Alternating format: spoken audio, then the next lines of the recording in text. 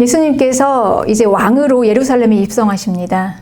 오늘 본문 마태복음 21장 9절에는 앞에서 가고 뒤에서 따르는 무리가 소리 높여 이르되 호산나 다윗의 자손이여 찬송하리로다. 주의 이름으로 오시는 이여 가장 높은 곳에서 호산나 하더라. 이렇게 기록되어 있습니다. 호산나. 이 말은 구원하소서라는 뜻입니다. 이스라엘 백성들은 구원자를 기다렸어요. 구원자, 우리를 구원하실 구원자, 그분은 다윗의 후손에서 오는 왕가의 왕이시다. 왕이시고 구원자이신 그분, 메시아. 그분이 오면 우리를 다 구원하실 거야. 그러면 이 고통스러운 삶에서 우리가 이제 구원을 받겠지라는 그런 기대감을 가지고 있었습니다. 드디어 이제 그 왕이 오시는 거예요. 그래서 이스라엘은 잔뜩 기대를 하고 그 왕을 맞을 준비를 합니다. 호산나 하면서 막 소리를 외치면서 따라가는 거예요. 우리를 구원하실 우리의 메시아, 우리의 왕이다. 이렇게 이제 가는 거죠. 네. 이 구원자를 기다리는 이스라엘에게는 이 구원자, 메시아의 예루살렘 입성이 소망입니다. 드디어 우리가 기다리던 왕이 오셨습니다. 현재 내가 믿는 예수님은 구원자, 나를 구원하신 구원자이십니다. 그리고 앞으로 이 예수님은 마지막 날 이 온 땅의 구원자로 오실 것입니다. 미래의 마지막 날 요한이 환상을 봤어요. 이제 각 나라와 족속과 백성과 방언, 그 중에서 이제 구원받은 자들이 다 온 무리들이 나와서 흰 옷을 입고 손에 종려나무 가지를 들고 그들이 찬양을 합니다. 큰 소리로 외쳐 이르되 구원하심이 보좌에 앉으신 우리 하나님과 어린 양에게 있도다. 이렇게 앞으로 이제 오실 예수님, 우리 이제 마지막, 우리 종말에 우리가 다 함께 구원받은 자들이 이렇게 예수 그리스도, 우리의 구원자를 이렇게 이제 찬양할 거예요. 구원하심이 오직 우리 하나님과 어린 양 예수 그리스도에게 있도다. 이렇게 이제 찬양하는 거죠. 네.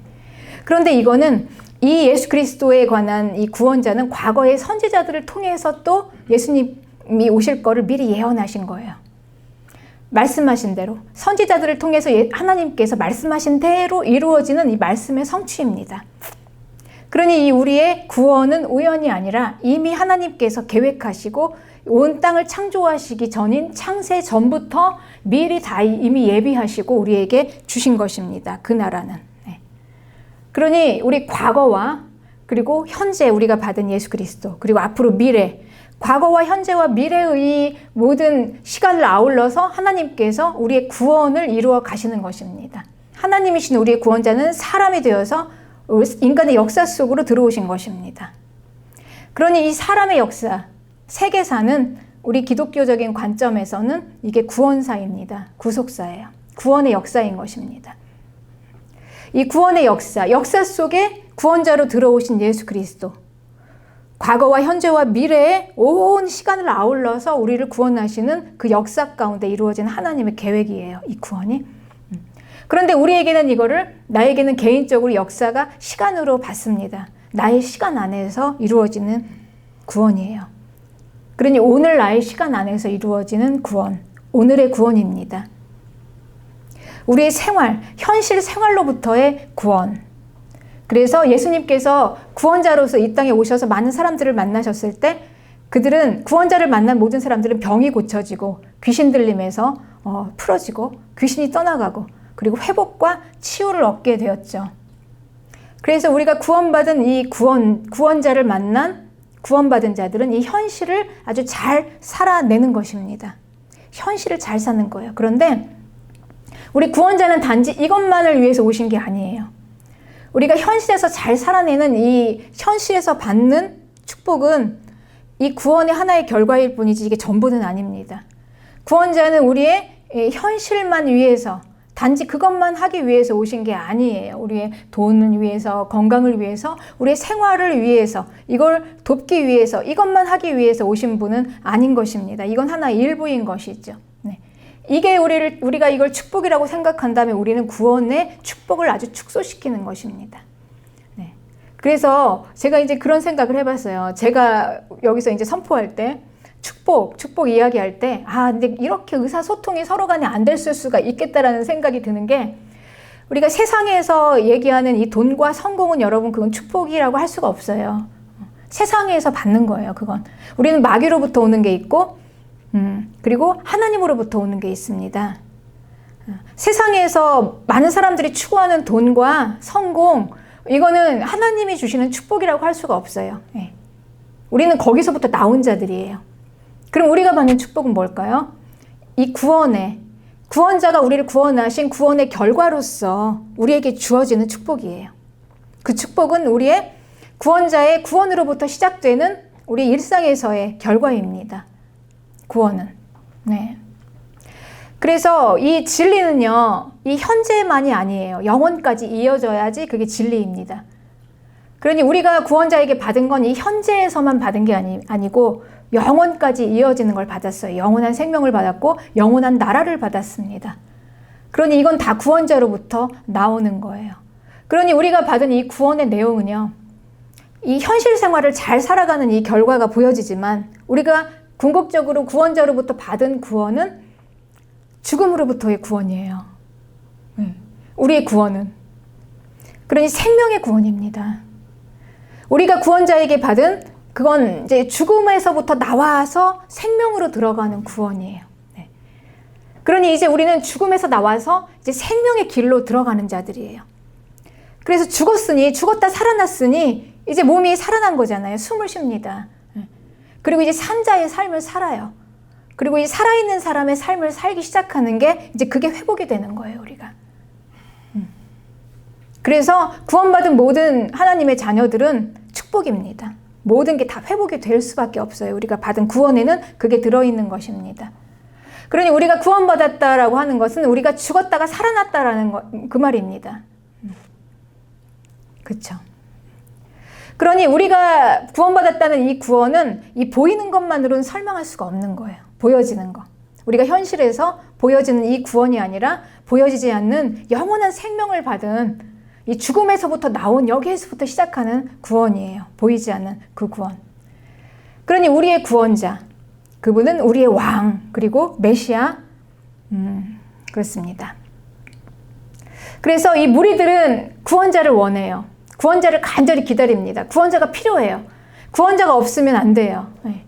그들은 구원자가 필요한 자들이 구원자를 찾습니다. 그래서 그들은 구원자의 앞에서도 가고 뒤에서도 따라와요. 그 무리들은. 그런데 그 무리들이 원하는 구원자, 무리들의 왕은 누구일까요? 그들이 원하는 왕. 그들이 원하는 왕은요, 지금 이 예수 그리스도가 나귀를 타고 막 들어갈 때, 그때 바로 직전에 어떤 사건이 있었냐면요, 예수님께서 죽은 지 나흘이 됐죠. 그래서 다 시체로 썩어진 그 나사로를 무덤에서 그 시체를 불러내서 살린 그 사건이 있었어요. 그러니까 엄청난 거죠. 엄청난. 그러니 이 무리들은 너무 그 열광을 하는 거예요. 우리의 구원자는 이 정도 돼야지. 이런 능력자가 되어야 되지 않냐. 그래서 막 더 힘이 난 겁니다. 우리의 왕은 이런 사람, 이런 자다. 이런 자. 이런 능력이 있는 자야. 과연 우리가 왕으로 따를 수밖에 없는 그런 능력이 있는 왕이야. 이런 겁니다. 그러니 이 능력의 왕, 무리들은 이렇게 능력의 왕을 따라가면서 호산나 호산나 우리를 구원하소서. 그들의 바람은 그러니 엄청난 능력을 가진 능력자인 것입니다. 우리는 어떻습니까, 여러분? 그분이 과연 나의 삶을 모든 문제를 해결하실 수 있고 정말 죽은 자도 살릴 수 있고 모든 걸 다 들어 올릴 수 있는 놀라운 능력의 그분이어야 되지 않겠습니까? 우리의 주님은. 근데 우리는 그런 예수님을 바라고 있는 거죠. 그런데 우리 무리들이 그렇게 기대하는 그 무리들 속에 이 왕은 그렇게 등장하지 않았어요. 왕은 그렇게 큰 능력을 가지신 그 능력자가 나귀의 새끼를 타고 등장했습니다. 그렇게 왔어요. 그러면서 이제 그들에게 말하는 거예요. 하나님의 나라는 이런 것이다 라고 보여주는 거예요. 세상 나라와 세상의 질서와 다른 하나님 나라의 질서는 이런 질서이다. 세상의 왕은 백마를 타고 힘있게 나오지만 나귀의 새끼를 타고 오는 게 이게 바로 하나님 나라의 질서이다. 그러니 이 질서를 잘 우리는 이해를 해야 신앙생활을 잘 할 수 있습니다. 이게 바로 구원의 삶이고 우리의 신앙생활입니다. 그러니 이 구원은 하나님의 나라로 들어가는 삶을 전혀 이 세상과 다른 질서를 가진 이 질서를 가지고 세상의 질서 안에서 살아가는 이 조화를 이루면서 사는 삶이에요. 그러니 우리는 이 하나님 나라의 질서를 알아야 하는 것입니다. 그 왕이 나귀의 새끼를 타고 들어오는 그 나라. 스가랴서 9절에는 이렇게 예언이 되어 있습니다. 시온의 딸들아 크게 기뻐할지어다. 예루살렘의 딸아 즐거이 부를지어다. 보라 내 왕이 너에게 임한다. 그는 공의로우시며 구원을 베푸시며 그러나 겸손하여서 나귀를 타신다. 나귀의 작은 것 곧 나귀의 새끼를 타고 오신다. 네. 그러니 이 하나님의 나라, 이 하나님의 나라의 질서의 관점은 무엇입니까? 그 왕인데 가장 큰 왕이 겸손하여 이렇게 돼 있죠. 네. 겸손하여서 왕이 나귀의 새끼를 탄 이유는 겸손해서라고 지금 밝히고 있어요. 그러니 하나님 나라의 질서는 무엇입니까? 겸손한 자가 가장 큰 자다. 지금 이렇게 얘기하고 있죠. 왕은 겸손한 자다. 그러니 세상 질서와 너무나 다른 거예요. 이제 하나님의 나라가 이런 거다라고 예수님께서 이제 보이시는 것입니다. 세상과 다르다라는 거를 그들에게 보이시는 거죠. 그리고 이 왕의 겸손함의 극치가 그 다음 사건에서 이제 일어나요. 십자가를 지시는 왕이에요. 십자가에서 죽으시는 왕. 이게 세상 질서와 너무나 다른 왕이에요. 네. 그 왕은 겸손하셔서 우리의 모든 죄를, 백성들의 모든 죄를 왕이 다 대신 지시고 십자가에서 죽으셨어요. 아주 무능하게. 네. 겸손한 왕이 무엇인가, 이 아주 극치를 실물로 보여준 사건이었습니다. 네. 그런데 예수님께서 이 십자가를 지시고 하나님 나라의 질서를 그들에게 보여줬어요. 왕이라는 거. 겸손의 극치가 무엇인가. 그냥 무능하게 십자가에서 죽은 거.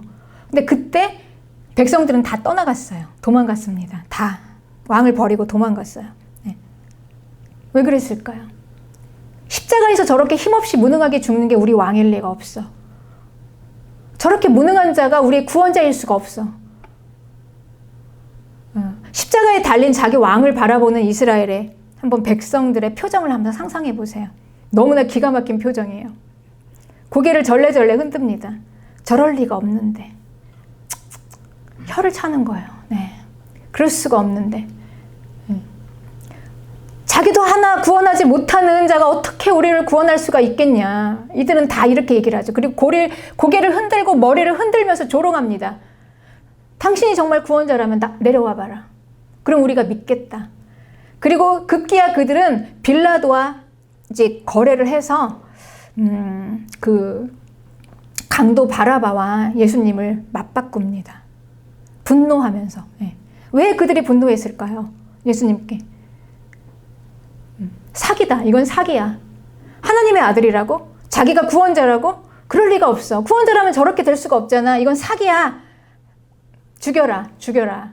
군중들이 이제 급기야 이제 예수 그리스도를 죽이라고 이제 밀어넣고 급기야 이제 바라바와 맞바꿔요. 그 강도 바라바와 예수를 같은 레벨로 본 거예요. 같은 수준으로. 예. 그 예수, 그 사기꾼 바라바보다 못한 자야. 분노합니다. 우리를 이렇게 속여? 우리에게 이렇게 희망을 주고 메시아라고 거짓말을 하고 하나님의 아들이라고 하더니 저렇게밖에 못하는 자가 아주 분노합니다. 속았다. 참남하다. 그렇습니다. 네. 이 분노하는 사람들, 메시아의 구원 앞에서 분노하고 있어요. 구원자의 구원 앞에서 그들은 분노합니다. 왜 분노할까요? 네. 이해할 수가 없어요. 땅의 질서로는 이해할 수 없습니다. 구원자가 저렇게 올 리가 없어. 저렇게 무능한 자가 어떻게, 자기 하나도 건지지 못하는 자가 어떻게 구원자야? 이건 아니야. 이게 이제 그들이 분노하는 이유인 거죠. 여러분, 우리는 예수님을 믿으면서 왜 분노합니까? 언제 분노합니까? 우리가 하나님의 말씀 앞에서, 그리고 우리 기도 응답 앞에서 분노해요. 하나님이라면 이럴 수가 없어. 하나님의 나라의 질서 앞에서 우리가 이해할 수 없을 때 우리가 분노합니다. 십자가에서 무능력하게 죽는 자가 나의 구원자일 리 없어. 이건 사기야. 그렇죠. 그러니 이 하나님의 구원은요, 정말 이렇게 무능력하게 구원하신 거예요. 무능력하게. 우리는 이걸 이해할 수가 없어요. 난 지금까지 이렇게 살아오지 않았는데 세상은 힘이죠. 힘. 가장 강한 자가 옳은 거예요. 좋은 거예요. 그런데 그 힘을 어떻게 차지합니까? 폭력으로 차지합니다. 강함으로 차지합니다. 그러니 강해야 돼요. 능력이 있어야 돼요. 그게 힘이에요. 우리는 경험을 통해서 그렇게 배웠습니다. 힘이라는 게 무엇인가? 힘이 있어야 구원을 하지. 그런데 하나님은요, 이 세상의 질서와 전혀 다른 방법으로 아주 무능력하게, 우리가 세상에서 악이라고 하는 그 무능력, 우리는 무능력하면 악한 취급받잖아요. 능력도 없이. 마치 죄 지은 것처럼. 돈 좀 못 번다고, 무능력하다고. 얼마나 우리가 죄인 취급을 당합니까? 그렇습니다. 네. 자녀들도 부모가 돈 없으면, 네, 무능하면, 마치 죄 지은 것처럼 길을 못 피는 거죠, 우리가. 그런데 하나님의 구원은 그 무능함을 통해서 구원을 하셨어요. 그게 구원자라고. 이걸 어떻게 이해합니까? 그러니 이해하지 못하니 분노할 수밖에 없는 겁니다. 저건 사기야. 날 속였어. 이렇게 이제 분노하는 거죠. 세상은 이해할 수 없어요. 하나님의 구원을, 그 무능함의 구원을 이해할 수 없습니다. 그렇습니다. 그러나 우리는 이 무능함의 구원이, 여러분, 이게 우리의 능력인 것을 믿으시기 바랍니다. 이게 바로 부활입니다. 부활의 생명. 부활은 예수 그리스도의 죽음을 통해서 나오는 생명입니다. 죽어야 나와요. 이 부활은 모든 그리스도인, 예수님의 십자가의 구원을 믿는 모든 그리스도인들의 가장 큰 능력이 부활입니다. 부활. 우리의 능력은 부활이에요. 세상의 능력은 폭력의 힘입니다. 강함입니다. 그게 능력이에요. 그러나 우리는 그 폭력이 아닙니다. 무능함. 내가 죽어야 하나님의 것이 부어지니까. 내 것으로 살 수 없으니까. 우리가 구원받은 하나님의 백성들은요, 그 이후부터 이제 우리가 죽었다 살아났죠. 생명으로 산 이후부터는 이제 내 걸로 살지 않아요. 내 건 다 죽었어요. 우리는 다 하나님의 것으로 사는 자들입니다. 이게 구원이에요, 여러분. 우리는 이걸 이해합니다. 이걸 이해해야만 해요. 내 구원이 무엇인가? 내가 받은 구원이 어떻게 지금, 내가 받은 구원의 질서가 어떻게 지금 가고 있는지. 우리는 세상의 질서로 구원받은 게 아니고요. 세상의 질서로 우리가 신앙생활을 하는 게 아니에요. 우리가 이미 구원받고 하나님 앞에 들어와서 죽은 자가 살아났으면 이제는 하나님 나라의 질서로 살아가는 거예요. 무능함의 구원. 내 건 다 버렸습니다. 하나님 걸 취하는 거예요. 하나님께 받아서. 내 건 죽고, 나는 죽고, 하나님이 살아나는 거. 네. 그래서 나는 무능해지는 거예요. 버리는 거예요. 다 죽어지는 거예요. 밑에까지, 바닥까지. 바닥까지. 내가 왜 무능해야만 하는가? 내가 왜 깨어져야만 하는가? 네. 부활의 생명 때문에. 네. 그렇습니다. 여러분, 우리는요, 부활의 생명만이 우리의 능력인 것을 믿으시기 바랍니다. 우리는 세상 권세가 우리의 능력이 아니에요. 그들이 추구하는 그들의 질서대로 가는 그 힘이 우리의 능력이 될 수 없어요. 우리는 거기에서 나온 자들이에요. 그렇습니다. 예. 그래서 우리의 모든 능력은 무능함에서 나옵니다. 바닥에서 나와요. 다 바싹 깨어져 버린 내 자아로부터 나오는 거예요, 여러분. 그러니 우리가 하나님 안에서 새로운 삶의 질서로 생명의 길을 가기 원한다면 우리는 반드시 깨어지고 무너져야 하는 것입니다. 그래서 예수님께서 말씀하셨어요. 오직 은혜로만 사는 우리에게 죄가 많은 곳에 은혜가 많다. 왜 죄가 많은 게 은혜인지. 세상은 이렇게 얘기합니다. 그들은 힘과 능력으로 가기 때문에 죄를 짓지 말라, 이렇게 얘기해요. 도덕과 윤리로 갑니다. 왜냐하면 이 죄에 대한 그 다음 해결의 방법이 없기 때문에, 길이 없으니까 죄를 지으면 안 됩니다. 그리고 도덕과 윤리, 이건 인간이 할 수 있는 가장 최고의 삶인 거죠. 네. 그런데 구원의 삶은 이렇게 얘기해요.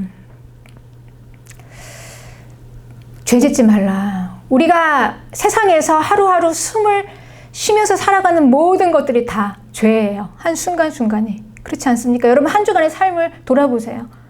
우리가 얼마나 말할 수 없는 죄 가운데 살고 있었나. 마음속으로 수많은 죄를 지으며 마음속에 미워하는 것만 해도 살이 나는 건데 우리는 살인을 몇 번을 했습니까? 네. 그러니 이건 살지 말라는 이야기입니까?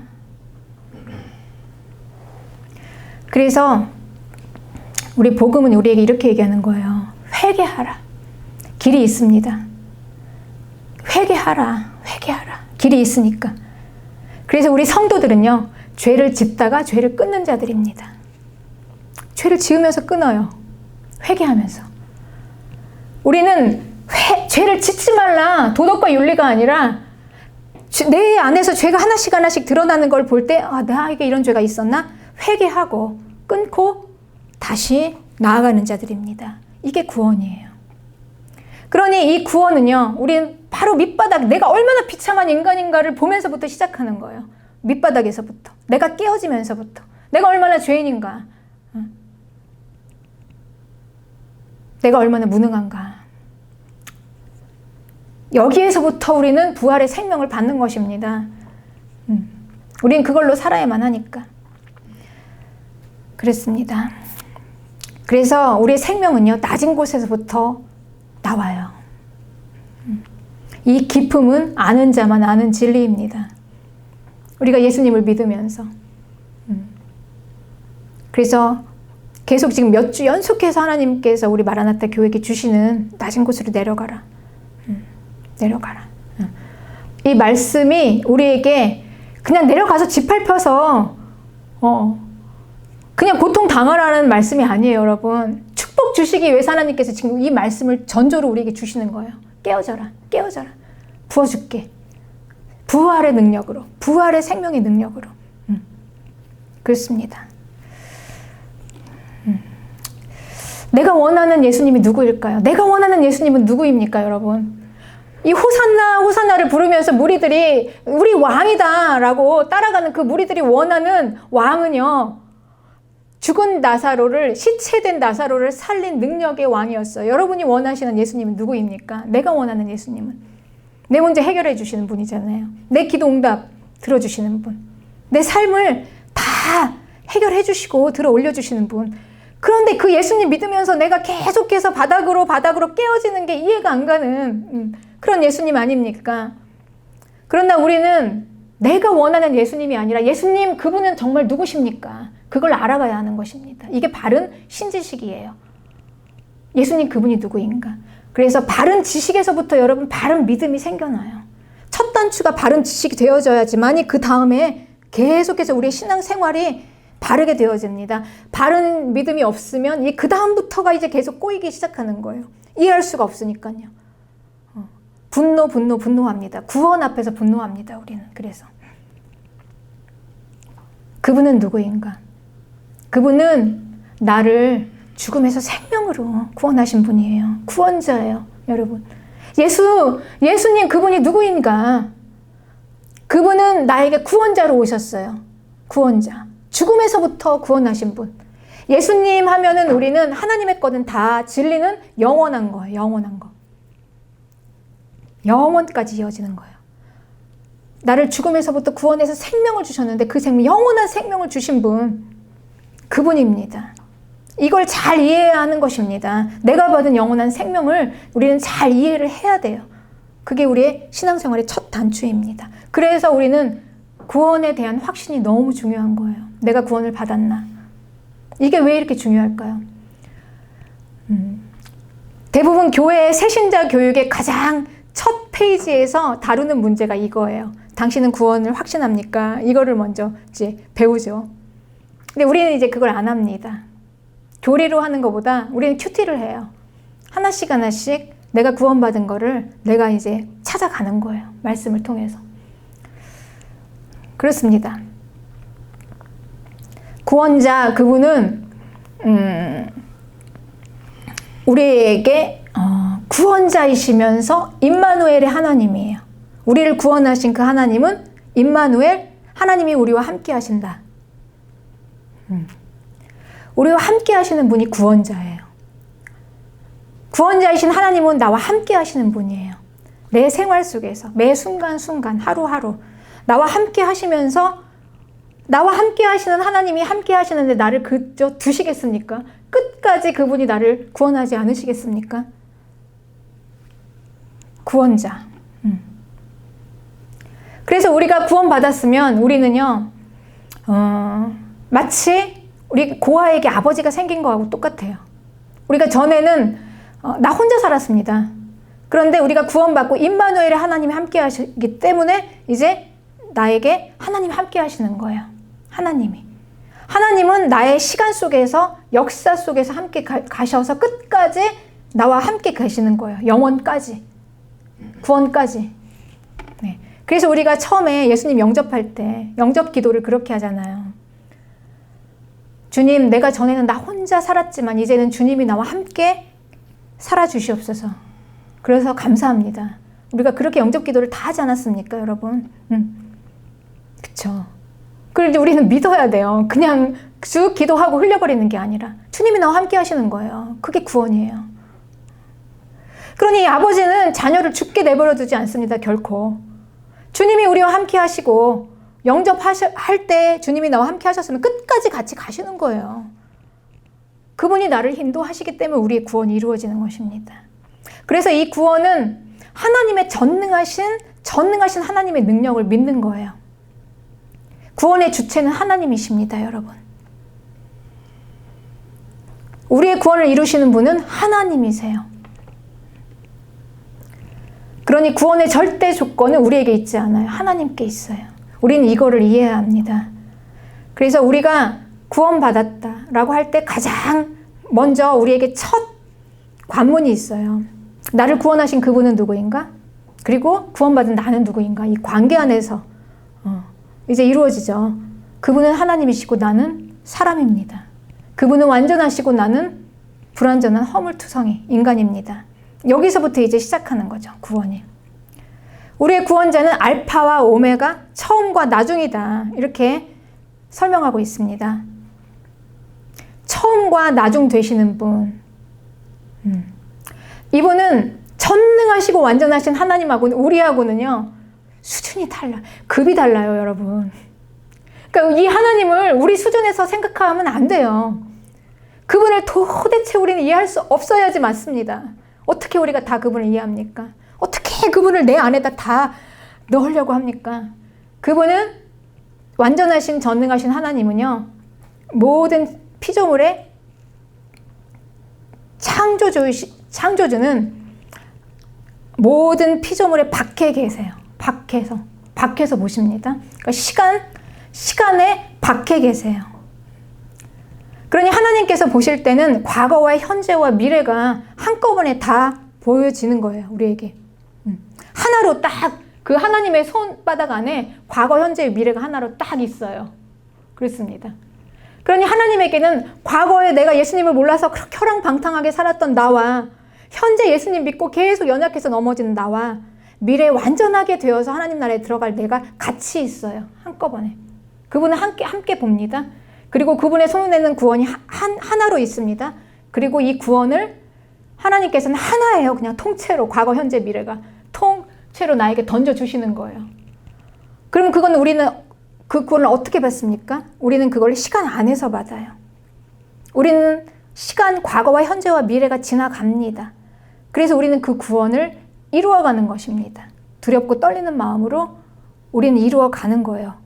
우리의 시간을 통해서, 우리의 현재를 지나서 과거의 허랑방탕에서 주님을 몰랐던 그 시간, 그리고 어느 날 나에게 후련히 찾아와 주셔서 내가 구원받게 된 현재, 그럼에도 불구하고 계속 넘어지는 현재, 그럼에도 불구하고 앞으로 완전하게 될 미래를 지나가면서 쭉 나는 이루어가는 거예요. 그런데 하나님은 이미 나에게 구원이 완성된 구원을 던져주신 거예요, 여러분. 이해하십니까? 이 원리를? 이걸 우리는 잘 이해해야 합니다. 네. 그러니 구원을 주시고 구원을 이루어 가시면서 완성하시는 분이 하나님이신 거예요. 임마누엘의 하나님, 구원자. 네. 그래서 우리는 이미 승소 판결문을 다 받고 시작하는 사람들인 것을 믿으시기 바랍니다. 빌립보서 2장 12절에는 항상 복종하여 두렵고 떨림으로 너희 구원을 이루라 이렇게 얘기했죠. 우리의 시간 안에서 구원을 이루라. 13절에 너희 안에서 행하시는 이는 하나님이시니 자기의 기쁘신 뜻을 위하여 너에게 소원을 두고 행하게 하시는 분은 하나님이세요. 네. 그렇습니다. 그래서 우리는 이스라엘이 하나님께 구원받은 그 이야기를 잘 알고 있어요. 홍해 사건 잘 아시죠? 애굽에서부터 건져 나오셨잖아요. 여호와는 자기 백성을 애굽의 노예에서부터 건져 빼내셨어요. 그들의 고통을 보면서 이제 거기에서 바로의 손에서부터 건지셨습니다. 그때 홍해를 가르고 애굽의 바로 왕에서 빼내오신 그 여호와, 그분이 혼자 하신 거예요, 여러분. 혼자. 바로는 계속 놓아주지 않았습니다. 이스라엘을. 어디까지 쫓아왔냐면요. 홍해가 건너는 그 홍해 앞까지 쫓아왔어요. 끝까지. 그리고 추격합니다. 다시 데려가려고. 이제 이스라엘이 이 바로의 손에서 겨우 이집트를 탈출해서 나왔잖아요. 앞에는 홍해가 있어요. 뒤에는 바로의 군대가 막 추격합니다. 막 급격하게 된 거예요. 그러니 이제 그들이 뭐라고 원망했는 줄 아십니까? 출애굽기 14장 10절에 보면 이스라엘이 심히 두려웠다 그랬어요. 그러니까 막 두려우니까 여호와께 막 부르짖는데 이렇게 부르짖었어요. 모세에게 왜 당신은 우리를 이렇게 빼왔냐, 애굽에서. 우리는 그럴 마음이 없었는데 누가 우리가 원했냐, 왜 가만히 잘 살고 있는 우리를 빼와서 여기까지 와서 여기서 죽이려고 하느냐, 이렇게 이제 얘기한 내용이 나와요. 그냥 우리를 내버려 두지. 여러분, 하나님이 구원하신 자가 이런 자들이에요. 날 좀 구원해달라고 한 게 아니라 뭐가 뭔지도 모르고 그냥 구원에 끌려서 온 자들이에요. 구원이 끄는 대로 그냥 끌려서.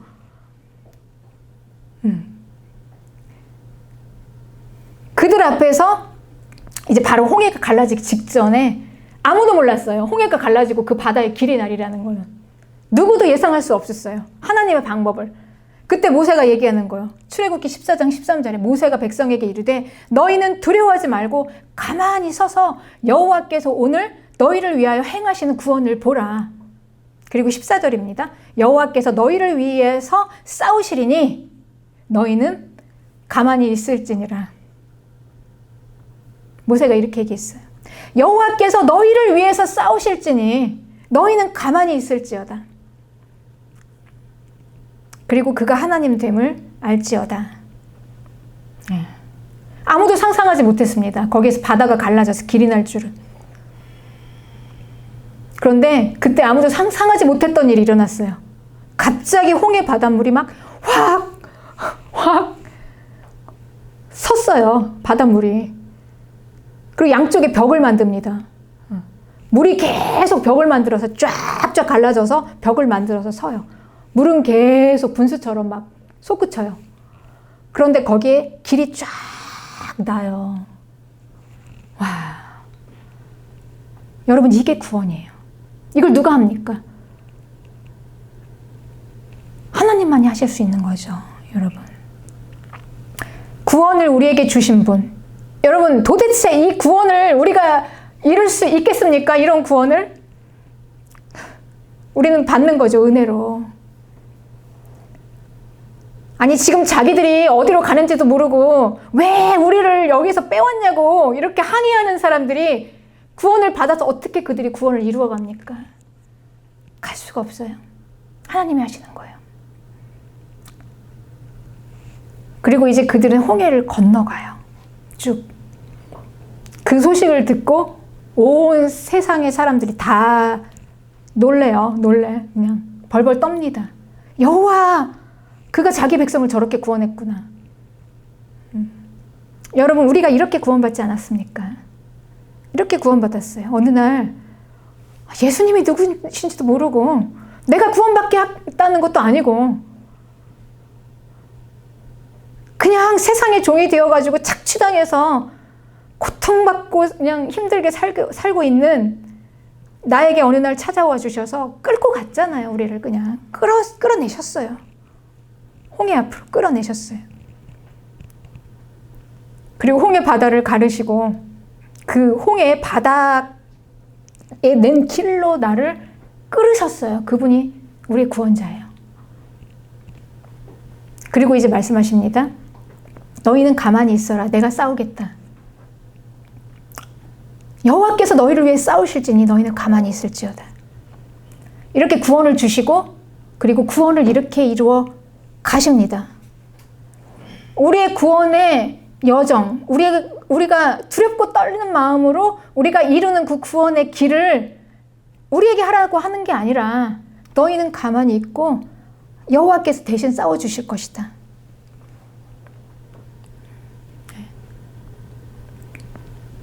그랬습니다. 그리고 이제 여호와께서는 그렇게 구원하셔서 이스라엘을 광야로 내모시죠. 이유가 있어요. 왜 광야로 훈련시키시려고, 고생시키시려고? 그게 아니고요. 이 광야는 가나안으로 가는 길가에 있어요. 그러니까 가나안으로 가려면 광야를 거쳐야 합니다. 그러니 하나님께서는 홍해를 가르시고 그 구원하신 이스라엘을 그냥 무작정 광야로 데려가서 고생시키려고 광야로 데리고 가신 게 아니라 가나안으로 끌고 가시기 위해서, 가나안을 목적으로 해서 가시기 위해서 하나님께서 이 광야를 지나게 하시는 거예요. 광야는 괜히 있는 게 아니에요, 여러분.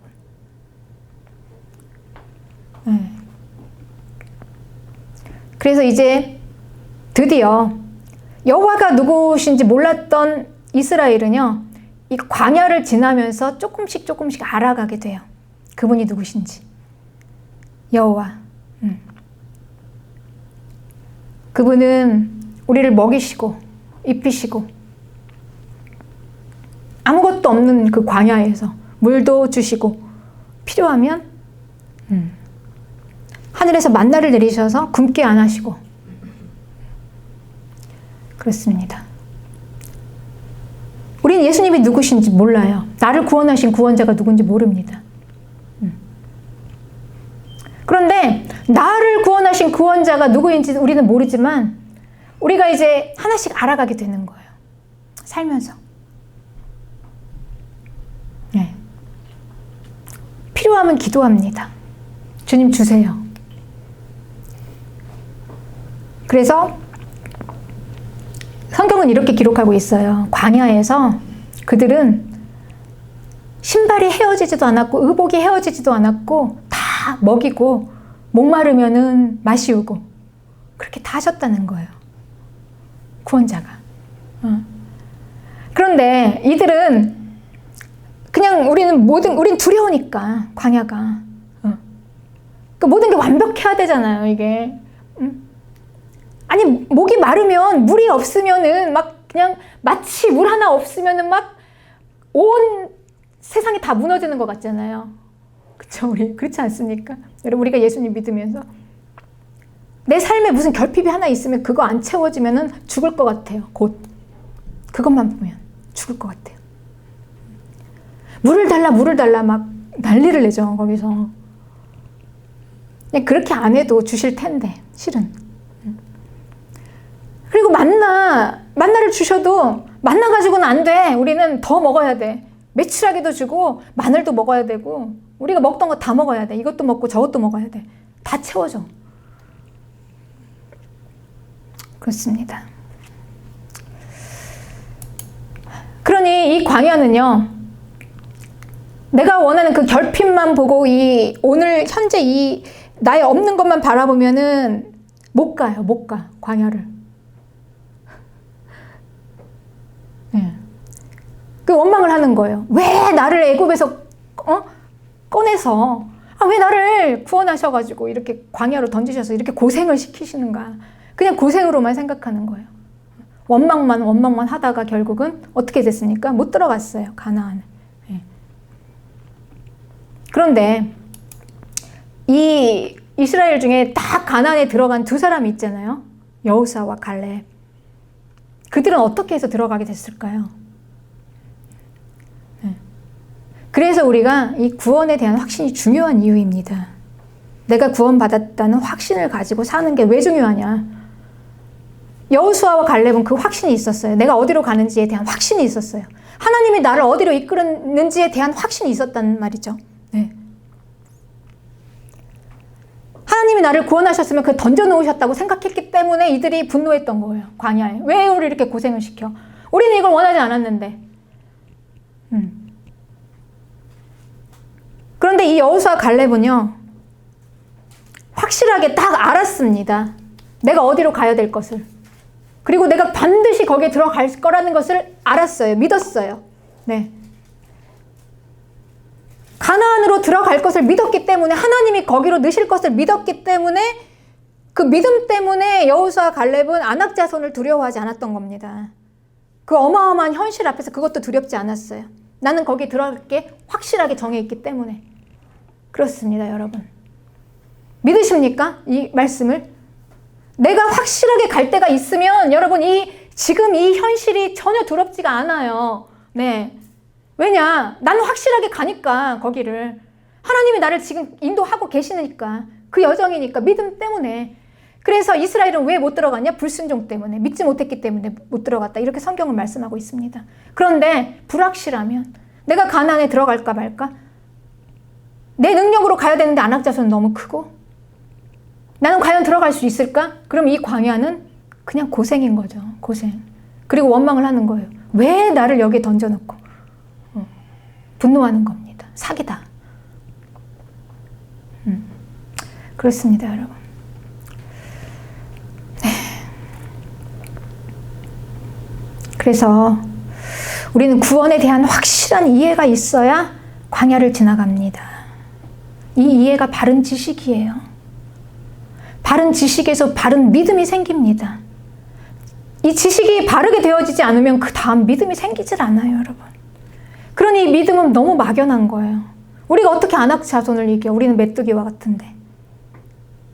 그리고 어떻게든지 해서 내가 아낙 자손과 싸우려고 하죠. 내 힘으로. 그렇게 해서 들어가려고 합니다. 가나안을. 못 들어가요, 여러분. 아무도 못 들어가요. 보세요, 여러분. 지금 하나님이 구원하신 이 환경이 어떤 건지. 하나님은요,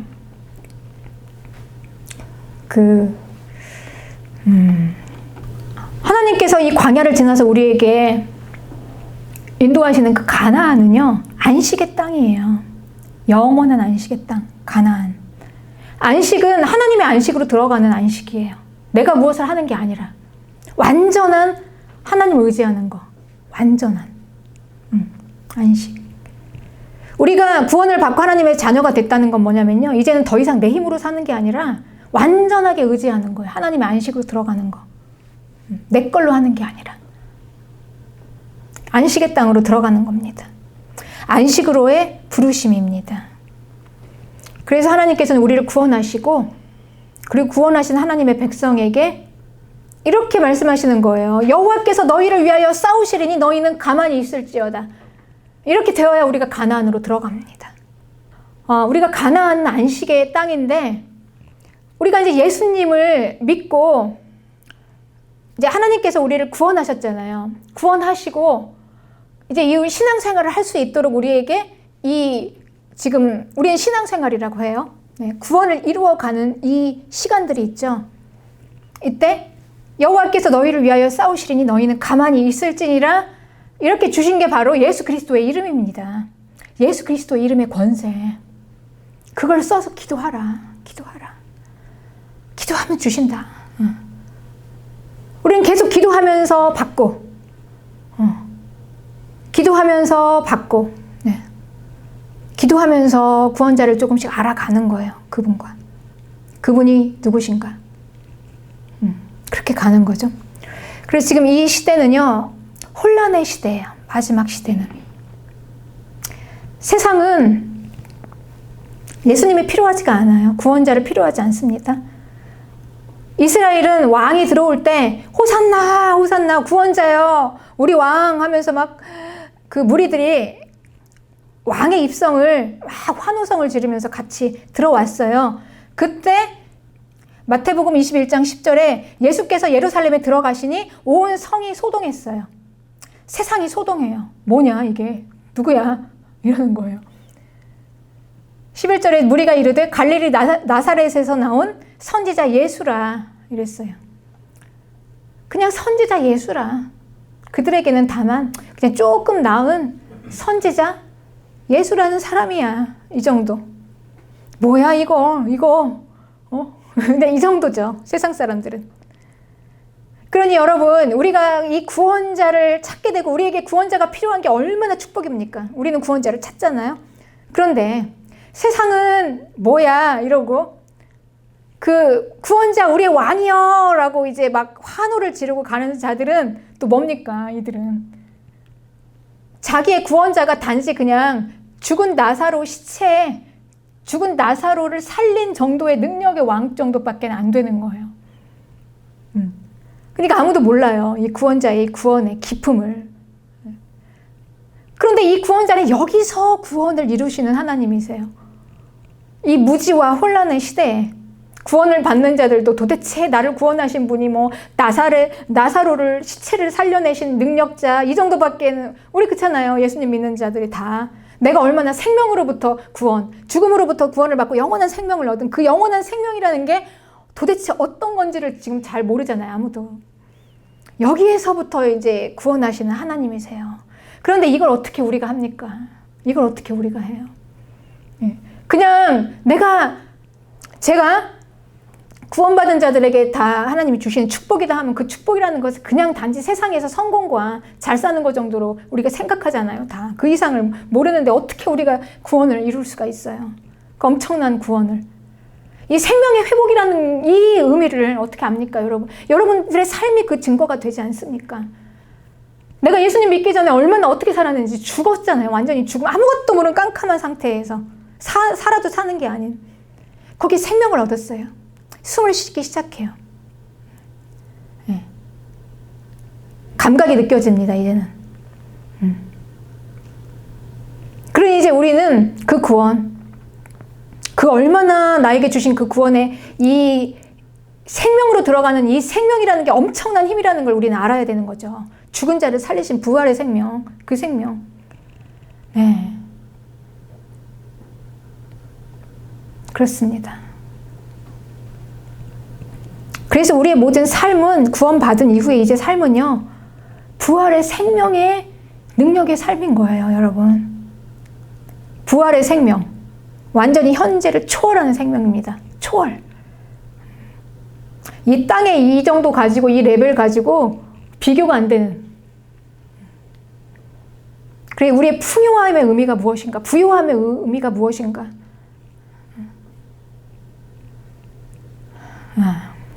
이제 우리는 이걸 하나씩 하나씩 배워가는 거예요. 광야에서 마치 이스라엘이 여호와를 알아갔듯이 나의 구원자 기도하면서 예수 그리스도의 이름으로 구할 때 주께서 주시고 안 주시면 멈춰 서고 생각하고 내 안에 모든 약함과 더러움과 죄가 드러날 때마다 해결하실 분이 있구나 회개하고 그러면서 우리는 확신을 가지고 나아가는 거죠. 나는 확실히 가나안으로 지금 가고 있다. 들어간다. 가는 겁니다. 그렇게 가는 겁니다, 여러분. 믿으시기 바랍니다. 네. 마지막 때의 혼란은요, 지금 가장 지금 우리가 성도들이 닥친 이 당면한 문제는 다른 게 아니에요, 여러분. 우리는요, 이 세상이 주는 이 고통에서 충분히 우리는 이길 수 있는 힘이 있어요. 우리는 영향받지 않습니다. 믿음의 삶은 그래요. 초월을 하는 부활의 생명의 삶은 단지 그냥 우리가 먹을 거 좀 없다. 내가 원하는 만큼 못 쓰고 못 누리고 이런 것 때문에 우리는 힘들어하지 않아요. 뛰어넘어요. 그런데 우리를 가장 핍박하는 거는 바로 다니엘서 12장 7절에 보면 성도의 권세가 다 깨어지기까지 그렇게 되면 이 모든 일이 끝나리라. 마지막 때는 성도의 권세가 다 깨어지는 거예요. 성도의 권세가 깨어지는 게 무엇인가?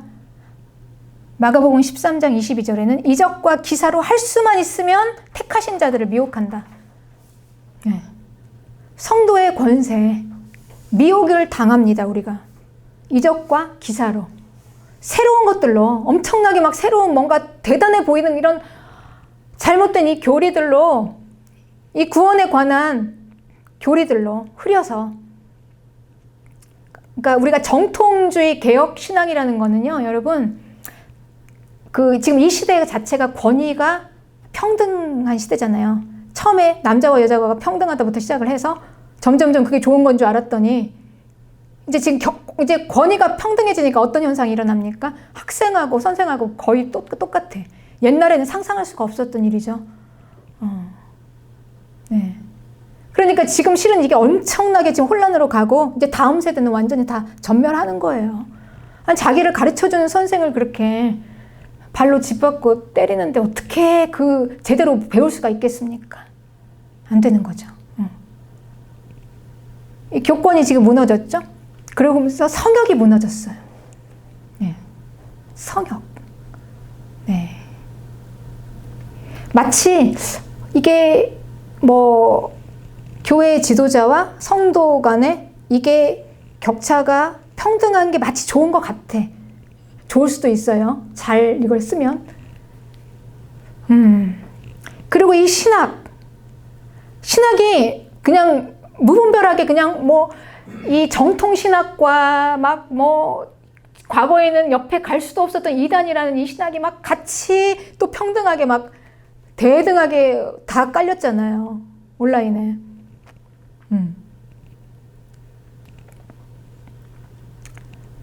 분별이 안 돼요. 혼란이에요. 혼란.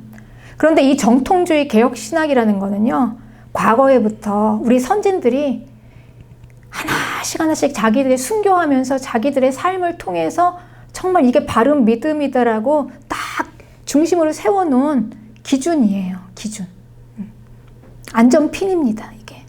이걸 교리로 정리를 해놔서 이게 이제 자칫하면 이게 율법주의가 되지만 이거를 잘 깊이 있게 이걸 잘 우리가 배우면 이게 우리를 지켜주는 안전핀이에요. 안전핀. 이건 우리의 믿음의 선진들이 오늘 우리가 예수님 믿기까지 우리의 그 믿음의 선진들이 있었습니다. 그들의 피로 지금 세워진 교회예요. 예수님 믿는다고 다 핍박당하고 고난당하고 순교당하면서 주기철 목사님 같은 분들 다 그러면서 피가 뿌려져서 지금 세워졌잖아요. 교회가. 그들이 세워놓은 게 정통 개혁주의 신학이에요. 그들의 삶을 통해서. 그런데 그냥 막 너무 조잡한 어디서 오는지 근본도 모르는 무슨 신학이라고 하면 신학도 아니죠. 그건. 자기들이 좋은 대로 해서 해석을 해가지고 엄청나게 섞고 나서 이제 우리 어떻게 합니까? 이제 정통주의 개혁 신학을 멸시하고 무시하는 시대가 돼버린 거예요. 내 마음대로 신학이 되어버렸습니다. 제재할 수가 없어요. 이걸 어떡합니까? 네. 이게 우리에게는 가장 큰 미혹인 거죠. 첫 단추가 잘못되면은요, 그 다음 아무리 우리가 애써도 안 돼요. 가나안으로 갈 거라는 확신이 없으면 못 간다니까요. 아무도 가나안을. 우리의 힘으로는 갈 수가 없어요, 여러분. 아무도 못 갔잖아요. 우리는 갈 수 있다라고 한 갈렙과 여호수아만 갔습니다. 두 사람만. 우리는 갈 수 있어. 디모데후서 3장 1절부터 5절에 이렇게 얘기했어요. 너희는 이것을 알라. 말세 고통하는 때가 이른대요. 고통하는 때, 마지막 때. 우리가 고통을 당하는데 뭐 때문에 고통당하냐? 전쟁 나가지고 폭탄 터트려서 전쟁이 나가지고 칼로 죽이고 이래서 여러분 고통당할까요? 말세. 여러분 언제 고통 당하십니까? 사람들이 자기를 사랑하고 이기주의, 교만하고 비방하고 부모를 거역하고 감사하지 아니하고 거룩하지 않고 무정하고 원통함을 풀지 않고 모함하고 절제하지 못하고 사납고 선한 것을 좋아하지 않고 배신하고 조급하고 자만하고 쾌락을 사랑하기를 하나님을 사랑하는 것보다 더하고. 여러분 실은 우리가 이런 것 때문에 고통당하지 않습니까? 서로 간에. 사실 우리의 고통의 이유잖아요. 그래서 경건의 모양은 있으나 경건의 능력은 부인하니 너희는 이 같은 자들에게서 돌아서라. 그때 이제 예수님께서 우리를 이렇게 부르시는 거예요. 수고하고 무거운 짐진 자들아 다 내게로 오라. 고통당하는 거기에서 쉬어라. 내 안식으로 들어와라. 내가 너희를 쉬게 하리라. 나는 마음이 온유하고 겸손하니 나의 멍에를 몰고 내게 배우라. 그리하면 너희 마음이 쉼을 얻으리라. 네. 그러니까 이 말은 무엇입니까? 우리가 쉬게 되는 거, 안식. 고통이 아니라 우리가 쉼, 편안함을 얻는 거는 예수님의 겸손을 배울 때. 그러면서 말씀하셨어요. 내 멍에는 쉽고 내 짐은 가볍다. 우리를 부르심, 낮은 자리로 내려오라. 그렇습니다. 이 구원의 왕은요, 최고의 왕은 최고의 겸손을 우리에게 가르쳐 주셨어요. 낮은 자리에서. 이것이 우리를 안식으로 부르시는 부르심입니다. 여러분, 이건 제 말이 아니라 성경에 나와 있는 얘기예요. 네. 이게 우리에게 쉼을 갖게 한다. 내 마음이 편하게 쉬는 거. 다 비우고, 다 버리고, 다 낮아지고, 주장할 게 없어요. 네. 낙이 타고 들어오신 왕의 모습을 보면서 우리는 하나님 나라의 질서가 무엇인가를 보게 돼요. 그 핵심은 겸손과 낮은 자리였어요. 이게 바로 큰 자다. 이게 바로 생명의 길이다. 나의 열정, 나의 생각, 이게 다 무너지고 버려지는 거예요. 그 낮은 자리는. 여기에서부터 시작하는 거예요. 부활의 생명은. 그리고 우리는 고백합니다. 너희는 가만히 있어 그가 하나님 되심을 알지어다. 이것이 저와 여러분의 고백이 되기를 축복합니다.